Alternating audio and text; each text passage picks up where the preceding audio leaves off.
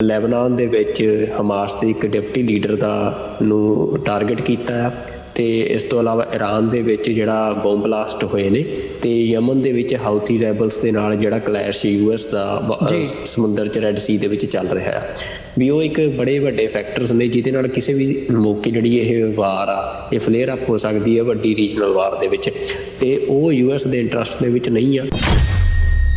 Israel ਜੇ ਲੜ ਰਿਹਾ ਹੈ ਤਾਂ ਉਹ ਯੂਐਸ ਦੇ ਅਸਲੇ ਨਾਲ ਲੜ ਰਿਹਾ ਹੈ ਜੀ। ਸਾਰਾ ਮਤਲਬ ਪਿਛਲੇ ਜਦੋਂ ਤੋਂ ਇਹ ਜੰਗ ਸ਼ੁਰੂ ਹੋਈ ਆ ਉਹ ਤੋਂ ਬਾਅਦ ਜਿੰਨੀਆਂ ਉੱਥੇ ਸਿਵੀਲੀਅਨ ਕੈਜੂਅਲਟੀਜ਼ ਹੋ ਰਹੀਆਂ ਉਹਦਾ ਸਾਰਾ ਹੀ ਧੱਬਾ ਯੂਐਸ ਤੇ ਲੱਗ ਰਿਹਾ।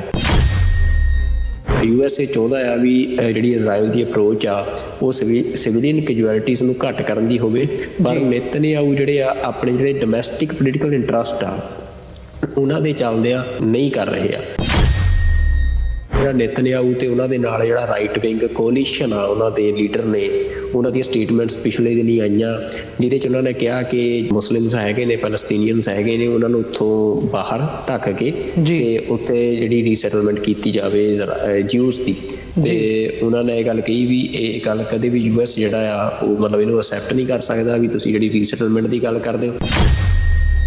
ਉਹਨਾਂ ਦੀ ਪੋਲਿਸੀ ਇਹ ਕਲੀਅਰ ਕੱਟ ਆ ਵੀ ਉਹ ਹਮਾਸ ਨੂੰ ਖਤਮ ਚਾਹੁੰਦੇ ਆ ਯੂਐਸ ਜਿਹੜਾ ਉਸ ਖਿੱਤੇ 'ਚੋਂ, ਪਰ ਉਹਨਾਂ ਦੀ ਉਹ ਨਾਲ ਇਹ ਵੀ ਕਹਿੰਦੇ ਆ ਵੀ ਜਿਹੜਾ ਗਾਜ਼ਾ ਆ ਉਹ ਪੈਲਸਤੀਨ ਦੀ ਲੈਂਡ ਆ ਤੇ ਜਿਹੜਾ 2 state ਸੋਲਿਊਸ਼ਨ ਆ ਉਹੀ ਅਲਟੀਮੇਟ ਸੋਲਿਊਸ਼ਨ ਆ ਉਸ ਖਿੱਤੇ ਦੇ ਵਿੱਚ।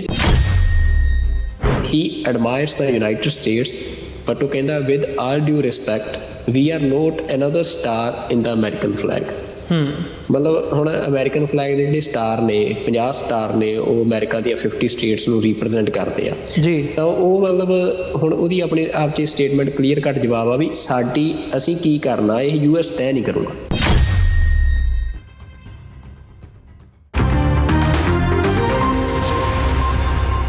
ਵਿਊਅਰਸ ਬ੍ਰੇਕ ਤੋਂ ਬਾਅਦ ਤੁਹਾਡਾ ਸਾਰਿਆਂ ਦਾ ਸਵਾਗਤ ਹੈ। ਗੱਲਬਾਤ ਕਰਦੇ ਹਾਂ ਹੁਣ ਜਿਹੜੀ ਮਿਡਲ ਈਸਟ ਦੇ ਵਿੱਚ ਸਿਚੁਏਸ਼ਨ ਬਣੀ ਹੋਈ ਹੈ ਇਸ ਵਕਤ ਜਿਹੜਾ ਕ੍ਰਾਈਸਿਸ ਚੱਲ ਰਿਹਾ ਗਜ਼ਾ ਦੇ ਵਿੱਚ ਲਗਾਤਾਰਤਾ ਦੇ ਨਾਲ ਜਿਹੜੇ ਇਜ਼ਰਾਈਲ ਵੱਲੋਂ ਬੰਬਾਰੀ ਕੀਤੀ ਜਾ ਰਹੀ ਹੈ ਹਿਊਮੈਨਿਟੇਰੀਅਨ ਜਿਹੜੀ ਇਹ ਸਿਚੁਏਸ਼ਨ ਹੈ ਇਹਦੇ ਵਿੱਚ ਹੁਣ ਅਮਰੀਕਾ ਵੱਲੋਂ ਕੋਸ਼ਿਸ਼ ਕੀਤੀ ਜਾ ਰਹੀ ਹੈ ਕਿ ਕਿਵੇਂ ਇੰਟਰਵੀਨ ਕਰਕੇ ਅਸੀਂ ਇਹਨੂੰ ਜਿਹੜਾ ਆ ਕਰਟੇਲ ਕੀਤਾ ਜਾ ਸਕੇ। ਜਿਹੜੀ ਖਬਰ ਸਾਡੇ ਸਾਹਮਣੇ ਆਉਂਦੀ ਹੈ ਬੀਤੀ ਕੱਲ੍ਹ ਦੀ ਹੈਗੀ ਹੈ ਕਿ ਅਮਰੀਕਾ ਨੇ ਜਿਹੜੇ ਆਪਣੇ ਡਿਪਲੋਮੈਟਸ ਹੈਗੇ ਆ ਟੌਪ ਡਿਪਲੋਮੈਟਸ ਭੇਜਣੇ ਆ ਮਿਡਲ ਈਸਟ ਦੇ ਵਿੱਚ ਕਿ ਜਿਹੜੀਆਂ ਰੀਜਨਲ ਟੈਂਸ਼ਨਸ ਨੇ ਉਹ ਸਪਰੈਡ ਹੋ ਰਹੀਆਂ ਨੇ। ਜਿਵੇਂ ਅਸੀਂ 2 ਦਿਨ ਪਹਿਲਾਂ ਦੇ ਸ਼ੋਅ ਦੇ ਵਿੱਚ ਜ਼ਿਕਰ ਕੀਤਾ ਸੀਗਾ ਕਿ ਕਿਵੇਂ ਇਹਦੇ ਵਿੱਚ ਇਹ ਸਾਰੀ ਜਿਹੜੀ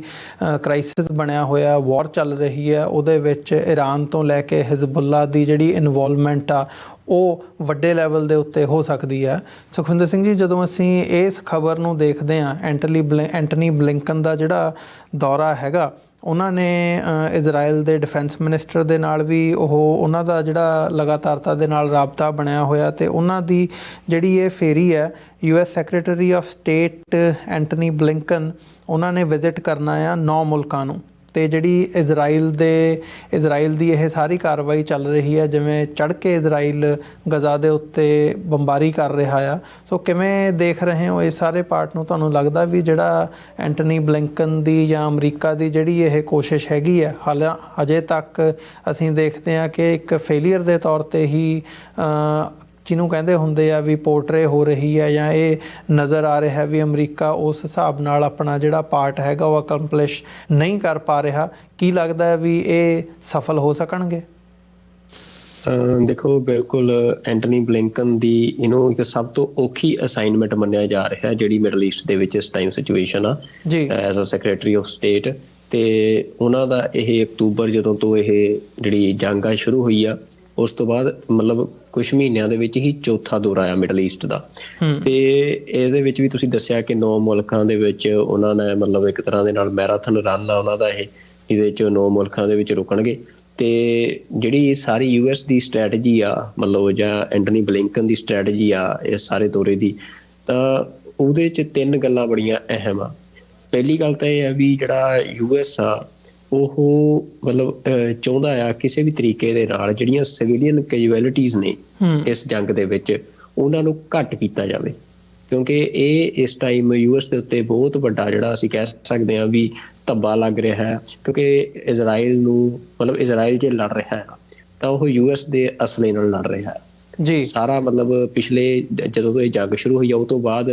ਮਤਲਬ ਇਹ ਵੀ ਦੇਖਣ 'ਚ ਆਇਆ ਵੀ ਜਿਹੜੀਆਂ ਕੰਗਰੈਸ਼ਨਲ ਬਰੀਫਿੰਗਸ ਹੁੰਦੀਆਂ ਨੇ ਜਾਂ ਉਹ ਸਾਰਾ ਪ੍ਰੋਸੀਜਰ ਹੁੰਦਾ ਆ ਮਤਲਬ ਕੋਈ ਆਰਮਜ਼ ਕਿਸੇ ਮੁਲਕ ਨੂੰ ਦੇਣ ਦਾ, ਉਹ ਵੀ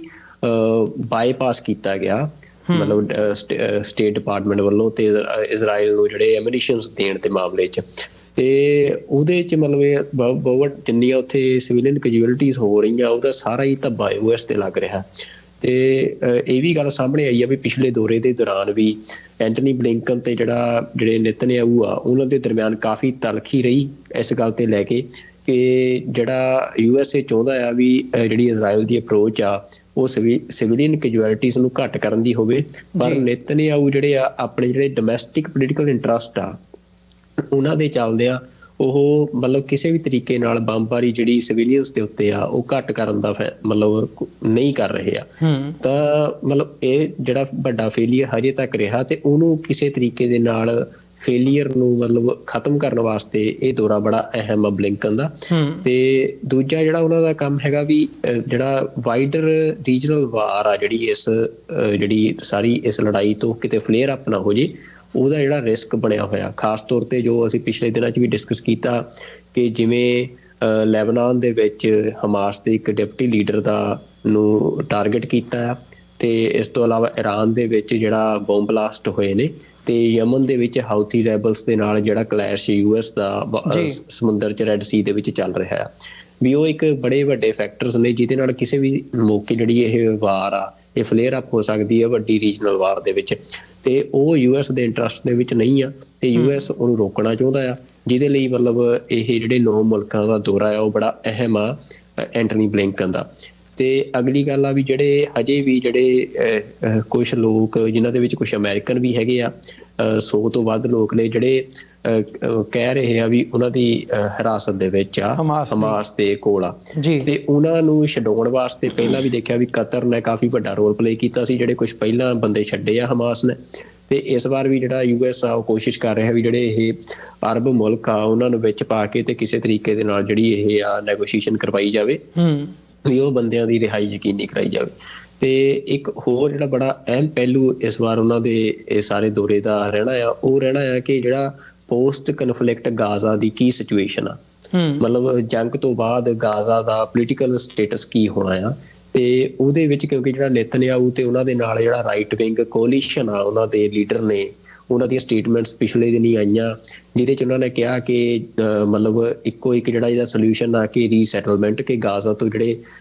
ਮੁਸਲਿਮਸ ਹੈਗੇ ਨੇ, ਪੈਲਸਤੀਨੀਅਨਸ ਹੈਗੇ ਨੇ, ਉਹਨਾਂ ਨੂੰ ਉੱਥੋਂ ਬਾਹਰ ਧੱਕ ਕੇ ਤੇ ਉੱਥੇ ਜਿਹੜੀ ਰੀਸੈਟਲਮੈਂਟ ਕੀਤੀ ਜਾਵੇ ਜਿਊਸ ਦੀ। ਤੇ ਇਹਦੇ ਤੇ ਕਾਫੀ ਸਟਰੋਂਗ ਸਟੇਟਮੈਂਟ ਵੀ ਆਈ ਆ US ਦੇ ਸਟੇਟ ਡਿਪਾਰਟਮੈਂਟ ਦੀ ਉਦੋਂ, ਤੇ ਉਹਨਾਂ ਨੇ ਇਹ ਗੱਲ ਕਹੀ ਵੀ ਇਹ ਗੱਲ ਕਦੇ ਵੀ US ਜਿਹੜਾ ਆ ਉਹ ਮਤਲਬ ਇਹਨੂੰ ਅਸੈਪਟ ਨਹੀਂ ਕਰ ਸਕਦਾ ਵੀ ਤੁਸੀਂ ਜਿਹੜੀ ਰੀਸੈਟਲਮੈਂਟ ਦੀ ਗੱਲ ਕਰਦੇ ਹੋ। ਤਾਂ ਉਹ ਵੀ ਇੱਕ ਵੱਡਾ US ਦੇ ਲਈ ਮਸਲਾ ਆ ਕਿ ਪੋਸਟ ਕਨਫਲਿਕਟ ਗਾਜ਼ਾ ਦਾ ਪੋਲੀਟੀਕਲ ਸਟੇਟਸ ਕੀ ਹੁੰਦਾ ਆ। ਤੇ ਇਹ ਗੱਲਾਂ ਦੇ ਉੱਤੇ ਹੁਣ ਮਤਲਬ ਐਂਟਨੀ ਬਲਿੰਕਨ ਕਿੰਨੇ ਕੁ ਕਾਮਯਾਬ ਹੁੰਦੇ ਆ ਜਾਂ ਨਹੀਂ ਹੁੰਦੇ ਆ, ਇਹ ਸਾਰੇ ਦੇ ਉੱਤੇ ਜਿਹੜੀ ਨਜ਼ਰ ਆ ਉਹ ਬਣੀ ਰਹੂਗੀ। ਪਰ ਹਜੇ ਤੱਕ ਜਿਹੜਾ ਨਿਤਨਯਾਹੂ ਦਾ ਸਟੈਂਡ ਆ ਉਹ ਕਿਤੇ ਵੀ ਮਤਲਬ ਸੀਜ਼ਫਾਇਰ ਵਾਲਾ ਜਾਂ ਸਿਵੀਲੀਅਨ ਕੈਜੂਅਲਟੀਜ਼ ਨੂੰ ਘੱਟ ਕਰਨ ਵਾਲਾ ਨਹੀਂ ਨਜ਼ਰ ਆ ਰਿਹਾ। ਉਹ ਲਗਾਤਾਰ ਜਿਹੜੀ ਬੰਬਾਰੀ ਆ ਵੱਡੇ ਪੱਧਰ ਤੇ ਉੱਥੇ ਕਰ ਰਹੇ ਆ, ਜਿਹਦੇ ਨਾਲ ਸਿਵੀਲੀਅਨ ਕੈਜੂਅਲਟੀਜ਼ ਜਿਹੜੀਆਂ ਨੇ ਉਹ ਲਗਾਤਾਰ ਵੱਧ ਰਹੀਆਂ। ਨਹੀਂ, ਇਹ ਜਿਹੜੀਆਂ ਤੁਸੀਂ ਗੱਲਾਂ ਕੀਤੀਆਂ ਨੇ ਇਹਦੇ ਵਿੱਚ ਜੇ ਅਸੀਂ ਇਜ਼ਰਾਈਲ ਦੇ ਹਵਾਲੇ ਨਾਲ ਦੇਖਣਾ ਹੋਵੇ ਵੀ ਇਜ਼ਰਾਈਲ ਦਾ ਜਿਹੜਾ ਸਟੈਂਡ ਹੈ ਡੋਮੈਸਟਿਕ ਪੋਲੀਟਿਕਸ ਨੂੰ ਲੈ ਕੇ, ਉਹਨਾਂ ਦੇ ਜਿਹੜੇ ਇੰਟਰਸਟ ਨੇ ਜਾਂ ਜਿਹੜਾ ਉਹਨਾਂ ਦਾ ਆਪਣਾ ਐਕਸਪੈਂਸ਼ਨਿਸਟ ਡਿਜ਼ਾਈਨ ਹੈਗਾ, ਉਸ ਨੂੰ ਰੋਕਣ ਦੇ ਲਈ ਅਮਰੀਕਾ ਕੋਲ ਕੀ ਪਾਵਰ ਹੈ ਜਾਂ ਅਮਰੀਕਾ ਕੀ ਹੀਲਾ ਵਸੀਲਾ ਵਰਤ ਸਕਦਾ ਇਜ਼ਰਾਈਲ 'ਤੇ ਪ੍ਰਵੇਲ ਕਰਨ ਦੇ ਲਈ। ਇੱਕ ਤਾਂ ਇਹ ਕੁਐਸਚਨ ਬਣ ਜਾਂਦਾ ਆ। ਦੂਜੀ ਗੱਲ ਮਤਲਬ ਜਿਹੜਾ ਇਸ ਵਾਰ ਨੂੰ ਹੋਰ ਸਪਰੈਡ ਹੋਣ ਤੋਂ ਬਾਕੀ ਸਾਰਾ ਮਿਡਲ ਈਸਟ ਇਹਦੇ ਵਿੱਚ ਇਨਗਲਫ ਹੋ ਜਾਵੇ ਤੇ ਜਿਹੜਾ ਮੁੜ ਕੇ ਫਿਰ ਗੱਲ ਕਿਤੇ ਦੀ ਕਿਤੇ ਚਲੀ ਜਾਂਦੀ ਹੈ, ਉਹ ਸਿਚੁਏਸ਼ਨ ਨਾ ਬਣੇ, ਉਹਦੇ ਲਈ ਅਮਰੀਕਾ ਕੀ ਕਰ ਸਕਦਾ। ਇਹ ਦੋ ਸਵਾਲਾਂ ਦੇ ਜੇ ਜਵਾਬਾਂ ਵੱਲ ਦੇਖਣਾ ਹੋਵੇ ਤੇ ਅਮਰੀਕਾ ਕੋਲ ਕੀ ਹੀਲਾ ਵਸੀਲਾ ਇਸ ਵਕਤ ਅਮਰੀਕਾ ਕਿਹੜੇ ਟੈਕਟਿਕਸ ਯੂਜ਼ ਕਰਕੇ ਇਹ ਜਿਹੜੀ ਚੀਜ਼ ਹੈ ਉਹ ਅਚੀਵ ਕਰ ਸਕਦਾ, ਜਿਹਦੇ ਵਿੱਚ ਪਹਿਲਾਂ ਅਮਰੀਕਾ ਅਸਫਲ ਰਿਹਾ ਆ। ਇਹ ਇੱਕ ਵੱਡਾ ਕੁਐਸਚਨ ਆ ਇਸ ਵਕਤ ਜਿਹੜਾ ਬਣਿਆ ਹੋਇਆ। ਮੈਂ ਚਾਹੂੰਗਾ ਵੀ ਥੋੜ੍ਹਾ ਜਿਹਾ ਜੇ ਇਸ ਵੱਲ ਵੀ ਧਿਆਨ ਦਿੱਤਾ ਜਾਵੇ ਅਤੇ ਨਾਲ ਹੀ ਨਾਲ ਮਤਲਬ ਇਹ ਜਿਹੜੀ ਸਾਰੀ ਸਿਚੁਏਸ਼ਨ ਹੈਗੀ ਹੈ, ਤੁਹਾਨੂੰ ਲੱਗਦਾ ਵੀ ਅਮਰੀਕਾ ਜਿਹੜਾ ਆ ਉਹ ਮਿਡਲ ਈਸਟ ਦੇ ਵਿੱਚ ਮਤਲਬ ਅਮਰੀਕਾ ਦੇ ਇੰਟਰਸਟ ਕਿੱਥੇ ਲਾਏ ਕਰਦੇ ਆ? ਕਿਉਂਕਿ ਮਿਡਲ ਈਸਟ ਦੀ ਜਿਹੜੀ ਸਾਰੀ ਸਿਚੁਏਸ਼ਨ ਹੈ, ਜਦੋਂ ਅਸੀਂ ਕਲੋਨੀਅਲ ਮੈਪ ਮੇਕਿੰਗ ਦੀ ਗੱਲ ਕਰਦੇ ਹਾਂ, ਪਿੱਛੇ ਜਾ ਕੇ ਉਹ ਬ੍ਰਿਟਿਸ਼ਰਸ ਦਾ ਰੋਲ ਹੋਵੇ, ਵੈਸਟ ਦਾ ਸਾਰਾ ਰੋਲ ਹੋਵੇ ਉਸ ਪਾਰਟ ਦੇ ਵਿੱਚ, ਅਤੇ ਉਹ ਮਤਲਬ ਗੱਲ ਮੁਸਲਮਾਨ ਮੁਲਕ ਹੈਗੇ ਆ ਜਿਹੜੇ ਇਸਲਾਮਿਕ ਨੇਸ਼ਨਸ ਨੇ, ਉਹਨਾਂ ਦਾ ਕੰਟਰੋਲ ਤੇਲ ਦੇ ਉੱਤੇ ਕਿਸ ਕਿਸਮ ਦਾ, ਬਾਕੀ ਜਿਹੜੇ ਰਿਸੋਰਸਿਸ ਹੈਗੇ ਆ ਮਿਡਲ ਈਸਟ ਦੇ ਵਿੱਚ, ਉਹ ਗੱਲ ਉੱਥੇ ਜਾ ਕੇ ਜੁੜ ਜਾਂਦੀ ਹੈ, ਜਿਹਦੇ ਵਿੱਚ ਅਮਰੀਕਾ ਦੇ ਇੰਟਰਸਟ ਦੇ ਵਿੱਚ ਜਿਹੜੀ ਗੱਲ ਹੁੰਦੀ ਹੈ ਉਹ ਕੁਝ ਹੋਰ ਹੁੰਦੀ ਹੈ। ਉਹ ਆਪਣੇ ਇੰਟਰਸਟ ਵੀ ਵਾਚ ਆਊਟ ਕਰਨਾ ਚਾਹੁੰਦੇ ਆ, and at the same time ਜਦੋਂ ਅਸੀਂ ਦੇਖਦੇ ਹਾਂ ਜੇ ਇੱਥੇ ਇਜ਼ਰਾਈਲ ਨੂੰ ਉਹ ਧੱਕ ਕੇ ਜਾਂ ਮੁਸਲਮਾਨ ਜਿਹੜੇ ਮੁਲਕ ਹੈਗੇ ਆ ਉਹਨਾਂ ਨੂੰ ਇੰਪਾਵਰ ਕਰਨ ਦੀ ਲਾਈਨ ਦੇ ਉੱਤੇ ਆਉਂਦੇ ਆ, ਅਤੇ ਉਹ ਫਿਰ ਸਿਚੁਏਸ਼ਨ ਜਾਂ ਪੋਲਿਸੀ ਅਮਰੀਕਾ ਦੇ ਲਈ ਆਲ ਟੂਗੈਦਰ ਡਿਫਰੈਂਟ ਹੋ ਜਾਂਦੀ ਹੈ। ਸੋ ਇੱਥੇ ਮਤਲਬ ਇੱਕ ਕਸੂਤੀ ਜਿਹੀ ਸਥਿਤੀ ਬਣੀ ਹੋਈ ਹੈ ਵੀ ਅਮਰੀਕਾ ਇਹਨੂੰ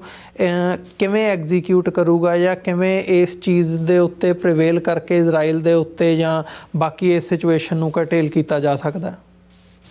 ਬਿਲਕੁਲ, ਦੇਖੋ ਅਮਰਵੀਰ ਸਿੰਘ ਜੀ, ਇਹ ਮਸਲਾ ਤਾਂ ਬਹੁਤ ਪੇਚੀਦਾ ਆ ਵੀ ਯੂਐਸ ਦੇ ਲਈ ਵੀ ਜਿਹੜੀ ਬੜੀ ਚੈਲੰਜਿੰਗ ਸਿਚੁਏਸ਼ਨ ਬਣੀ ਹੋਈ ਆ, ਪਰ ਇਹਨੂੰ ਜੇ ਸਮਝਣਾ ਆ ਥੋੜ੍ਹਾ ਜਿਹਾ ਮਤਲਬ ਤਾਂ ਆਪਾਂ ਇਸ ਇੱਕ ਤਰੀਕੇ ਨਾਲ ਸਮਝ ਸਕਦੇ ਹਾਂ ਕਿ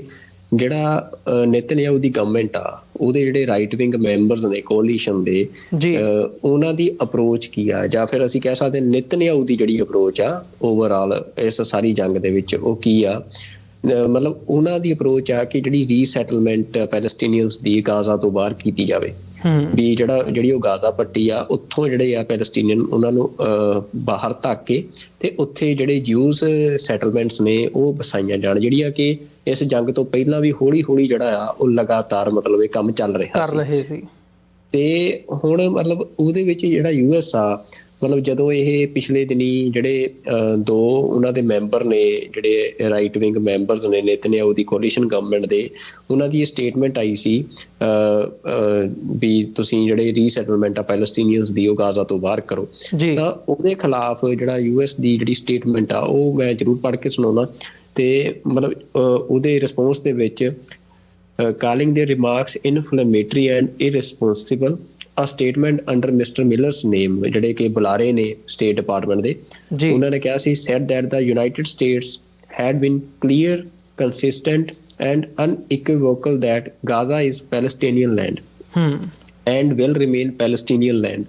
with Hamas no longer in control of its future and with no terror groups able to threaten Israel। ਤਾਂ ਇਹ ਯੂਐਸ ਦੀ ਪੋਲਿਸੀ, ਕੱਲ੍ਹ ਵੀ ਮੈਂ ਤੁਹਾਨੂੰ ਕਿਹਾ ਸੀ ਵੀ ਉਹਨਾਂ ਦੀ ਪੋਲਿਸੀ ਇਹ ਕਲੀਅਰ ਕੱਟ ਆ ਵੀ ਉਹ ਹਮਾਸ ਨੂੰ ਖਤਮ ਚਾਹੁੰਦੇ ਆ ਯੂਐਸ ਜਿਹੜਾ ਹੈ ਉਸ ਖਿੱਤੇ 'ਚੋਂ, ਪਰ ਉਹਨਾਂ ਦੀ ਉਹ ਨਾਲ ਇਹ ਵੀ ਕਹਿੰਦੇ ਆ ਵੀ ਜਿਹੜਾ ਗਾਜ਼ਾ ਆ ਉਹ ਪੈਲਸਤੀਨ ਦੀ ਲੈਂਡ ਆ, ਤੇ ਜਿਹੜਾ 2 state ਸੋਲਿਊਸ਼ਨ ਆ ਉਹੀ ਅਲਟੀਮੇਟ ਸੋਲਿਊਸ਼ਨ ਆ ਉਸ ਖਿੱਤੇ ਦੇ ਵਿੱਚ, ਵੀ ਪੈਲਸਟੀਨੀਅਨ ਸਟੇਟ ਦੀ ਐਸਟੈਬਲਿਸ਼ਮੈਂਟ ਦਾ। ਤੇ ਮਤਲਬ ਇਹ ਜਿਹੜੀ ਇਹ ਸਟੇਟਮੈਂਟ ਸੀ, ਹੁਣ ਇਹਦੇ ਰਿਪਲਾਈ ਦੇ ਵਿੱਚ ਜਿਹੜਾ ਇਜ਼ਰਾਈਲ ਦਾ ਨੈਸ਼ਨਲ ਸਿਕਿਉਰਿਟੀ ਮਿਨਿਸਟਰ ਆ, ਉਹਨੇ ਆਪਣੀ ਸੋਸ਼ਲ ਮੀਡੀਆ ਦੇ ਉੱਤੇ ਪੋਸਟ ਪਾਈ, ਹੁਣ ਉਹ ਬੜੀ ਇੰਪੋਰਟੈਂਟ ਆ। ਉਹਦੇ ਵਿੱਚ ਉਹ ਕੀ ਕਹਿੰਦੇ ਆ ਕਿ he admires the United States, but ਉਹ ਕਹਿੰਦਾ with all due respect we are not another star in the American flag। ਮਤਲਬ ਹੁਣ ਅਮਰੀਕਨ ਫਲੈਗ ਦੇ ਜਿਹੜੇ ਸਟਾਰ ਨੇ 50 ਸਟਾਰ ਨੇ, ਉਹ ਅਮਰੀਕਾ ਦੀਆਂ 50 ਸਟੇਟਸ ਨੂੰ ਰਿਪਰੈਜ਼ੈਂਟ ਕਰਦੇ ਆ ਜੀ। ਤਾਂ ਉਹ ਮਤਲਬ ਹੁਣ ਉਹਦੀ ਆਪਣੀ ਆਪ 'ਚ ਸਟੇਟਮੈਂਟ ਕਲੀਅਰ ਕੱਟ ਜਵਾਬ ਆ ਵੀ ਅਸੀਂ ਕੀ ਕਰਨਾ ਇਹ ਯੂਐਸ ਤੈਅ ਨਹੀਂ ਕਰੂਗਾ ਜੀ। ਤਾਂ ਇਸ ਟਾਈਮ ਅਸੀਂ ਦੇਖ ਰਹੇ ਹਾਂ ਵੀ ਜਿਹੜੀ ਯੂਐਸ ਦੇ ਵਿੱਚ ਜਿਹੜੀ ਬਾਈਡਨ ਗਵਰਨਮੈਂਟ ਆ ਉਹਦਾ ਕਾਫੀ ਕ੍ਰਿਟੀਕ ਹੋ ਰਿਹਾ, ਡੈਮੋਕ੍ਰੈਟ ਜਿਹੜੇ ਉਹਦੇ ਆਪਣੇ ਪਾਰਲੀਮੈਂਟੇਰੀਅਨ ਨੇ ਉਹਨਾਂ ਦੇ ਵੱਲੋਂ ਵੀ ਕਿਵੇਂ ਬਾਈਪਾਸ ਕੀਤਾ ਜਾ ਰਿਹਾ ਸਾਰੀਆਂ ਪ੍ਰੋਸੀਡਿੰਗਸ ਨੂੰ ਇਜ਼ਰਾਈਲ ਨੂੰ ਜਿਹੜੇ ਆਰਮਾਮੈਂਟ ਦੇਣ ਦੇ ਲਈ। ਤੇ ਹੁਣ ਉਹਦੇ 'ਚ ਕਈ ਲੋਕ ਕਹਿੰਦੇ ਆ ਵੀ ਜਿਹੜਾ ਤੁਸੀਂ ਵੀ ਗੱਲ ਕੀਤੀ ਵੀ ਜਿਹੜਾ ਜਿਊਸ ਲੋਬੀ ਦਾ ਪ੍ਰਭਾਵ ਆ ਯੂਐਸ ਦੀ ਪੋਲਿਟਿਕਸ ਦੇ ਵਿੱਚ ਉਹ ਬਹੁਤ ਜ਼ਿਆਦਾ ਹੈ, ਵੀ ਜਿਹਦੇ ਚੱਲਦੇ ਆ ਮਤਲਬ ਅਸੀਂ, ਪਰ ਯੂਐਸ ਨੂੰ ਹੁਣ ਇਹ ਚੈਲੰਜ ਬਣਿਆ ਹੋਇਆ ਆ ਕਿ ਮਤਲਬ ਉਹ ਜਿਹੜੀ ਗੱਲ ਕਹਿੰਦਾ ਆ ਕਿ 2 state ਸੋਲਿਊਸ਼ਨ ਦੀ, ਫਿਰ ਉਹਨੂੰ ਅਮਲ 'ਚ ਕਿਵੇਂ ਲੈ ਕੇ ਆਵੇ ਜੀ। ਤਾਂ ਇਜ਼ਰਾਈਲ ਜਿਹੜਾ ਆ ਉਹਦੇ ਜਿਹੜੇ ਗਵਰਨਮੈਂਟ ਆ ਜਾਂ ਉਹਦੇ ਗਵਰਨਮੈਂਟ ਅਫੀਸ਼ੀਅਲਸ ਨੇ ਉਹਨਾਂ ਦਾ ਕਲੀਅਰ ਕੱਟ ਸਟੈਂਡ ਤੁਸੀਂ ਦੇਖ ਰਹੇ ਹੋ ਵੀ ਉਹ ਨਾ ਤਾਂ ਸੀਜ਼ਫਾਇਰ ਲਈ ਰੈਡੀ ਆ, ਉਹ ਲਗਾਤਾਰ ਬੰਬਾਰਮੈਂਟ ਉਵੇਂ ਕਰ ਰਹੇ ਆ, ਤੇ ਯੂਐਸ ਨੂੰ ਵੀ ਜਿਹੜਾ ਜਿਵੇਂ ਉਹ ਠੋਕਵਾਂ ਜਵਾਬ ਦੇ ਰਹੇ ਆ ਵੀ ਅਸੀਂ ਤੁਹਾਡੇ ਕਹਿਣ ਮੁਤਾਬਕ ਫੈਸਲੇ ਨਹੀਂ ਕਰਾਂਗੇ। ਤਾਂ ਬਲਿੰਕਨ ਦੇ ਲਈ ਮਤਲਬ ਜਿਹੜੇ US ਦੇ ਉੱਥੇ ਇਹ ਸਾਰੀ ਵਾਰ ਦੇ ਵਿੱਚ ਇੰਟਰਸਟ ਨੇ, ਚਾਹੇ ਉਹ ਸਿਵਿਲੀਅਨਸ ਦੀ ਪ੍ਰੋਟੈਕਸ਼ਨ ਨੂੰ ਲੈ ਕੇ ਹੋਵੇ, ਚਾਹੇ ਉਹ ਪੋਸਟ ਕਨਫਲਿਕਟ ਗਾਜ਼ਾ ਦੀ ਪੋਲੀਟੀਕਲ ਸਿਚੁਏਸ਼ਨ ਨੂੰ ਲੈ ਕੇ ਹੋਵੇ, ਤਾਂ ਉਹ ਪੂਰੇ ਕਰਨੇ ਮਤਲਬ ਇਸ ਟਾਈਮ ਬਹੁਤ ਔਖਾ ਟਾਸਕ ਆ। ਤਾਂ ਇਸ ਦੌਰੇ ਦੇ ਦੌਰਾਨ ਮਤਲਬ ਕੋਈ ਬਹੁਤੀ ਉਮੀਦ ਜਿਹੜੇ ਲੋਕ ਐਨਾਲਿਸਿਸ ਕਰਦੇ ਆ ਉਹ ਨਹੀਂ ਲਾ ਰਹੇ। ਤੁਸੀਂ ਜਿੰਨੀਆਂ ਵੀ ਰਿਪੋਰਟਸ ਵੱਖ-ਵੱਖ ਅਖਬਾਰਾਂ ਦੀ ਆਪਾਂ ਕੱਢ ਕੇ ਪੜ੍ਹ ਲਈਏ ਵੀ ਇਹ ਦੌਰਾ ਵੀ ਕਿਸੇ ਜਿਹੜੇ ਪਿਛਲੇ ਦੌਰੇ ਸੀ ਉਹਨਾਂ ਨਾਲੋਂ ਕੁਝ ਵੱਖਰਾ ਕਰ ਸਕਦਾ ਆ, ਤਾਂ ਉਹਨਾਂ ਨੂੰ ਨਹੀਂ ਲੱਗ ਰਿਹਾ ਵੀ ਇਹਦੇ 'ਚ ਕੋਈ ਵੱਡੀ ਪੋਸੀਬਿਲਿਟੀ ਨਜ਼ਰ ਨਹੀਂ ਆ ਰਹੀ। ਤੇ ਜਿਹੜੇ ਪੈਲਸਟੀਨੀਅਨ ਜਿਹੜੇ ਆਮ ਸਿਵਿਲੀਅਨ ਉਹਨਾਂ ਦੇ ਉੱਤੇ ਜਿਹੜਾ ਅਸੀਂ ਦੇਖ ਰਹੇ ਹਾਂ ਵੀ ਉਹਨਾਂ ਦੀ ਜਿਵੇਂ ਨਸਲਕੁਸ਼ੀ ਇੱਕ ਤਰ੍ਹਾਂ ਦੀ ਹੋ ਰਹੀ ਆ, ਵੀ ਲਗਾਤਾਰ ਬੱਚੇ ਤੋਂ ਬੁੱਢੇ ਮਤਲਬ ਹਰ ਇੱਕ ਉਮਰ ਦੇ ਲੋਕ ਉੱਥੇ ਮਰ ਰਹੇ ਆ, ਕਤਲੋ ਗਾਰਤ ਹੋ ਰਹੀ ਆ, ਤਾਂ ਉਹ ਰੋਕਣ ਦੀਆਂ ਸੰਭਾਵਨਾਵਾਂ ਅਜੇ ਨਜ਼ਰ ਨਹੀਂ ਆ ਰਹੀਆਂ। ਤੇ ਇਹ ਜਿਹੜਾ US ਦਾ ਫੇਲੀਅਰ ਆ ਮਿਡਲ ਈਸਟ ਦੇ ਵਿੱਚ, ਵੀ ਉਹ US ਦੀ ਅਸੀਂ ਉਹੀ ਗੱਲ ਕਰ ਰਹੇ ਹਾਂ ਵੀ ਜਿਹੜਾ ਸਾਰੀ ਦੁਨੀਆ ਦੇ ਵਿੱਚ ਇਸ ਟਾਈਮ US ਦੇ ਇੰਟਰਸਟ ਨੇ ਉਹਦੀ ਫੋਰਨ ਪੋਲਿਸੀ ਦੇ ਨਾਲ ਰਿਲੇਟਡ ਆ, ਤਾਂ ਉਹਨਾਂ ਦੇ ਲਈ ਇੱਕ ਬਹੁਤ ਵੱਡਾ ਚੈਲੰਜ ਬਣੇ ਹੋਏ ਆ ਇਹ ਕਨਫਲਿਕਟ ਮਿਡਲ ਈਸਟ ਦਾ ਵੀ, ਤੇ ਦੁਨੀਆ ਦੇ ਵਿੱਚ ਜਿੱਥੇ ਜਿੱਥੇ ਡੈਮੋਕ੍ਰੇਸੀਜ਼ ਜਿਹੜੀਆਂ ਨੇ ਉਹ ਡਿਲਿਊਟ ਹੋ ਰਹੀਆਂ ਨੇ। ਤਾਂ US ਹੁਣ ਕਿਹੋ ਜਿਹੀ ਪੋਲਿਸੀ ਲੈ ਕੇ ਆਉਂਦਾ ਜਾਂ ਕਿਵੇਂ ਦਾ ਕੀ ਸਟੈਪ ਲੈਂਦਾ, ਇਹਦੇ ਉੱਤੇ ਮਤਲਬ ਇਹ ਦੇਖਣ ਵਾਲੀ ਗੱਲ ਹੋਊਗੀ। ਪਰ ਹਜੇ ਤੱਕ ਜਿਹੜੀ ਹੁਣ ਤੱਕ ਦੀ ਸਿਚੁਏਸ਼ਨ ਆ ਅਮਰਵੀਰ ਜੀ, ਉਹ ਇਹੀ ਆ ਵੀ US ਕਾਫੀ ਥਾਵਾਂ ਦੇ ਉੱਤੇ ਉਹ ਫੇਲ ਨਜ਼ਰ ਆ ਰਿਹਾ ਆ ਫੋਰਨ ਪੋਲਿਸੀ ਦੇ ਮਾਮਲਿਆਂ 'ਚ। ਜੀ ਬਿਲਕੁਲ, ਇਹ ਗੱਲ ਮਤਲਬ ਚਿੰਤਾਜਨਕ ਹੈਗੀ ਹੈ ਜਦੋਂ ਅਸੀਂ ਦੇਖਦੇ ਹਾਂ, ਕਿਉਂਕਿ ਜੇ ਫਲਸਤੀਨ ਦੇ ਵਿੱਚ ਇਸ ਕਿਸਮ ਦੀ ਸਿਚੁਏਸ਼ਨ ਕਰਟੇਲ ਨਹੀਂ ਕੀਤੀ ਜਾਂਦੀ ਤੇ ਹੋਰ ਫਲੇਅਰ ਅਪ ਹੁੰਦੀ ਹੈ, ਤੇ ਜਿਹੜਾ ਉੱਥੇ ਘਾਣ ਹੋ ਰਿਹਾ ਆਲਰੇਡੀ ਮਤਲਬ ਅਸੀਂ ਲੱਖਾਂ ਦੀ ਤਾਦਾਦ ਦੇ ਵਿੱਚ ਦੇਖ ਰਹੇ ਹਾਂ ਕਿ ਮੌਤਾਂ ਦੀ ਜਿਹੜੀ ਗਿਣਤੀ ਹੈ ਉਹ ਹੋ ਗਈ ਹੈ। ਤੇ ਮਤਲਬ ਉਹਨਾਂ ਦਾ ਸਾਰਾ ਜਿਹੜਾ ਇਨਫਰਾਸਟ੍ਰਕਚਰ ਹੈ, ਬਿਲਡਿੰਗਸ ਉੱਥੇ ਸੀ, ਲੋਕਾਂ ਦੇ ਘਰ ਸੀ, ਉਹ ਵੱਡੇ ਲੈਵਲ ਦੇ ਉੱਤੇ ਮਤਲਬ 50% ਤੋਂ ਵੀ ਜ਼ਿਆਦਾ ਦੀ ਗਿਣਤੀ ਉਹ ਹੈ ਵੀ ਉਹ ਕੰਪਲੀਟਲੀ ਜਿਹੜੇ ਹੈਗੇ ਆ ਉਹ ਤਹਿਸ ਨਹਿਸ ਕਰ ਦਿੱਤੇ ਗਏ ਆ। ਸੋ ਇਹਦੇ ਤੋਂ ਮਤਲਬ ਬਦਤਰ ਹੋਰ ਕੀ ਸਿਚੁਏਸ਼ਨ ਹੋਣੀ ਹੈ ਉਹਨਾਂ ਦੇ ਲਈ ਕਿ ਹੁਣ ਤੁਸੀਂ ਉਹਨਾਂ ਨੂੰ ਇਸ ਲੈਵਲ ਤੱਕ ਜਾਓ ਕਿ ਜੀ ਸਫਾਇਆ ਤੇ ਅਸੀਂ ਕਰ ਦਿੱਤਾ ਤੇ ਹੁਣ ਤੁਸੀਂ ਧਰਤੀ ਦੇ ਉੱਤੇ ਇਸ ਦੇ ਉੱਤੇ ਰਹਿ ਵੀ ਨਹੀਂ ਸਕਦੇ ਤੇ ਇਹਨਾਂ ਨੂੰ ਇੱਥੋਂ ਬਾਹਰ ਕੱਢ ਕੇ ਈਜਿਪਟ ਜਾਂ ਕਿਸੇ ਹੋਰ ਮੁਲਕ ਦੇ ਵਿੱਚ ਲੈ ਜਾਓ। ਸੋ ਇਹ ਮਤਲਬ ਬਹੁਤ ਹਿਊਮੈਨਿਟੇਰੀਅਨ ਗਰਾਊਂਡਸ 'ਤੇ ਜਦੋਂ ਅਸੀਂ ਖਲੋ ਕੇ ਦੇਖਦੇ ਹਾਂ, ਜਦੋਂ ਅਸੀਂ ਸਿੱਖ ਦੇ ਤੌਰ 'ਤੇ ਵੀ ਖਲੋ ਕੇ ਦੇਖਦੇ ਹਾਂ, ਤੇ ਮਤਲਬ ਬਹੁਤ ਦਿਲ ਨੂੰ ਦਰਦ ਪਹੁੰਚਦਾ ਆ ਵੀ ਇਹ ਸਿਚੁਏਸ਼ਨ ਕਿਸ ਕਿਸਮ ਦੀ ਬਣੀ ਹੋਈ ਹੈ ਤੇ ਕਿਸ ਕਿਸਮ ਦੀ ਸੁਸਾਇਟੀ ਜਾਂ ਇਹ ਇੰਟਰਨੈਸ਼ਨਲ ਕਮਿਊਨਿਟੀ ਕਿਵੇਂ ਡੀਲ ਕਰ ਰਹੀ ਹੈ ਇਹ ਸਾਰੇ ਪਾਰਟ ਦੇ ਨਾਲ, ਤੇ ਅਮਰੀਕਾ ਦਾ ਉਹਦੇ ਵਿੱਚ ਅਹਿਮ ਰੋਲ ਹੈ। ਅਮਰੀਕਾ ਨੂੰ ਮੈਂ ਸਮਝਦੇ ਹਾਂ ਕਿ ਅਮਰੀਕਾ ਦੇ ਵਿੱਚ ਜਿਹੜੀ ਇੰਟਰਨਲ ਪੋਲੀਟਿਕਸ ਵੀ ਹੈਗੀ ਹੈ ਅਮਰੀਕਾ ਦੀ, ਮਤਲਬ ਉਹਦੇ 'ਤੇ ਜੇ ਕਿਤੇ ਨਾ ਕਿਤੇ ਕਲੀਅਰ ਕੱਟ ਸਟੈਂਡ ਜਾਂ ਉਹ ਲੈਣਾ ਪਊਗਾ ਅਮਰੀਕਾ ਨੂੰ ਤਾਂ ਕਿ ਇਜ਼ਰਾਈਲ ਨੂੰ ਉਸ ਪੱਖ ਤੋਂ ਜਿਹੜਾ ਆ ਉਹ ਪ੍ਰੈਸ਼ਰ ਬਿਲਡ ਕੀਤਾ ਜਾ ਸਕੇ। ਇਹ ਸਟੈਂਡ ਨਹੀਂ ਲੈ ਰਹੇ ਜਾਂ ਉਸ ਲੈਵਲ 'ਤੇ ਨਹੀਂ ਆ ਰਹੇ ਕਿ ਇਜ਼ਰਾਈਲ ਹੁਣ ਮਤਲਬ ਸਿੱਧਾ ਇਹ ਕਹਿ ਰਿਹਾ, ਜਿਵੇਂ ਤੁਸੀਂ ਜ਼ਿਕਰ ਕੀਤਾ ਕਿ ਜੀ ਅਸੀਂ ਕੋਈ ਅਮਰੀਕਾ ਦੀ ਸਟੇਟ ਨਹੀਂ ਹੈਗੇ ਕਿ ਅਮਰੀਕਾ ਸਾਨੂੰ ਡਿਕਟੇਟ ਕਰੂਗਾ, ਟਰਮਸ ਡਿਕਟੇਟ ਕਰੂਗਾ। ਤੇ ਦੂਜੇ ਪਾਸੇ ਮਤਲਬ ਇਜ਼ਰਾਈਲ ਨੂੰ ਫੰਡਿੰਗ ਕਿਸ ਲੈਵਲ ਦੀ ਕੀਤੀ ਜਾ ਰਹੀ ਹੈ, ਹਥਿਆਰਾਂ ਦੀ ਜਿਹੜੀ ਸਪਲਾਈ ਕੀਤੀ ਜਾ ਰਹੀ ਹੈ, ਉਹ ਮਤਲਬ ਤੁਸੀਂ ਇੱਕ ਲਾਈਨ ਜੇ ਖਿੱਚ ਕੇ ਗੱਲ ਕਰੋਗੇ ਤਾਂ ਉਹਦਾ ਪ੍ਰਭਾਵ ਡਿਫਰੈਂਟ ਹੁੰਦਾ। ਜਿਹੜੀ ਇਹ ਦੋ ਪਾਸਿਆਂ ਤੋਂ ਚੱਲਣ ਵਾਲੀ ਲਾਈਨ ਹੈਗੀ ਹੈ ਇਹ ਤੁਹਾਨੂੰ ਕਿਤੇ ਪਹੁੰਚਾਉਂਦੀ ਨਹੀਂ ਹੈਗੀ। ਇੱਕ ਤੇ ਗੱਲ ਇਹ ਹੈਗੀ ਹੈ ਨੋਟ ਕਰਨ ਵਾਲੀ, ਦੂਜੀ ਮਤਲਬ ਜਿਹੜੀ ਅਸੀਂ ਪਹਿਲੇ ਸੈਗਮੈਂਟ ਦੇ ਵਿੱਚ ਵੀ ਜ਼ਿਕਰ ਕੀਤਾ ਕਿ ਜਿਹੜੀ ਅਮਰੀਕਾ ਦੀ ਇੰਟਰਨਲ ਪੋਲੀਟਿਕਸ ਹੈਗੀ ਹੈ,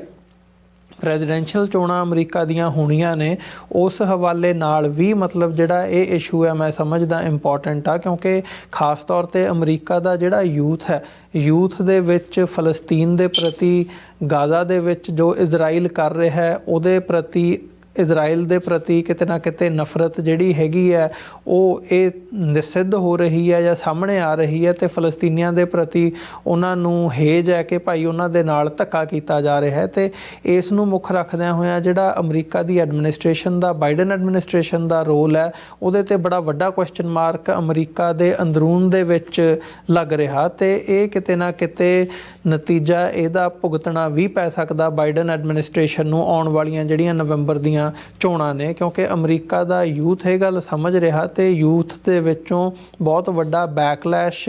ਬਾਈਡਨ ਐਡਮਿਨਿਸਟ੍ਰੇਸ਼ਨ ਨੂੰ ਮਿਲ ਸਕਦਾ ਇਹਨਾਂ ਚੋਣਾਂ ਦੇ ਵਿੱਚ। ਇਹ ਬੜਾ ਇੱਕ ਇੱਕ ਇੰਪੋਰਟੈਂਟ ਫੈਕਟਰ ਆ, ਕਿਉਂਕਿ ਜਿੰਨੇ ਵੀ ਪ੍ਰੋਟੈਸਟ ਅਸੀਂ ਇੱਥੇ ਦੇਖਦੇ ਹਾਂ, ਹੁਣ ਅਸੀਂ ਨਿਊਯਾਰਕ ਦੇ ਵਿੱਚ ਬੈਠੇ ਹਾਂ, ਵਾਸ਼ਿੰਗਟਨ DC ਹੋਵੇ, ਸੈਨ ਫਰਾਂਸਿਸਕੋ ਹੋਵੇ, ਵੱਡੇ ਵੱਡੇ ਸ਼ਹਿਰਾਂ ਦੇ ਵਿੱਚ ਜਦੋਂ ਪ੍ਰੋਟੈਸਟ ਹੁੰਦੇ ਨੇ ਫਲਸਤੀਨ ਦੇ ਹੱਕ ਦੇ ਵਿੱਚ, ਤੇ ਉੱਥੇ ਲੱਖਾਂ ਦੀ ਤਾਦਾਦ ਦੇ ਵਿੱਚ, ਲੱਖ 1.5 ਲੱਖ ਤੋਂ 2-2 ਲੱਖ ਤੱਕ ਉੱਥੇ ਜਿਹੜੇ ਬੰਦੇ ਹੈਗੇ ਆ ਉਹਨਾਂ ਦੀ ਸ਼ਮੂਲੀਅਤ ਹੁੰਦੀ ਹੈ। ਇਹ ਕੋਈ ਛੋਟਾ ਨੰਬਰ ਨਹੀਂ ਹੈਗਾ। ਜਦੋਂ ਅਸੀਂ ਪਬਲਿਕ ਓਪੀਨੀਅਨ ਦੀ ਗੱਲ ਕਰਦੇ ਹਾਂ ਤੇ ਇਹ ਸਾਰੀਆਂ ਗੱਲਾਂ ਵੀ ਮੈਟਰ ਕਰਦੀਆਂ ਨੇ, ਤੇ ਕਿਤੇ ਨਾ ਕਿਤੇ ਜੇ ਅਮਰੀਕਾ ਇਸ ਪੱਖ ਦੇ ਉੱਤੋਂ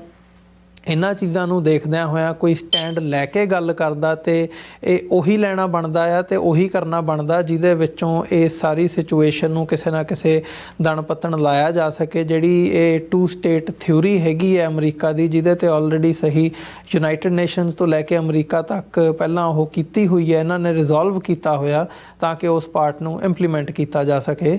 ਇਹਨਾਂ ਹੀ ਸ਼ਬਦਾਂ ਦੇ ਨਾਲ ਸੁਖਵਿੰਦਰ ਸਿੰਘ ਜੀ, ਛੋਟੇ ਜਿਹੇ ਕਮਰਸ਼ੀਅਲ ਬ੍ਰੇਕ ਦੇ ਲਈ ਇੱਥੇ ਰੁਕਦੇ ਹਾਂ। ਬ੍ਰੇਕ ਤੋਂ ਬਾਅਦ ਸਾਡਾ ਜਿਹੜਾ ਲਾਸਟ ਸੈਗਮੈਂਟ ਹੋਊਗਾ, ਦਰਸ਼ਕਾਂ ਦੇ ਨਾਲ ਵਿਚਾਰਾਂ ਦੀ ਸਾਂਝ ਪਾਉਂਦੇ ਹਾਂ।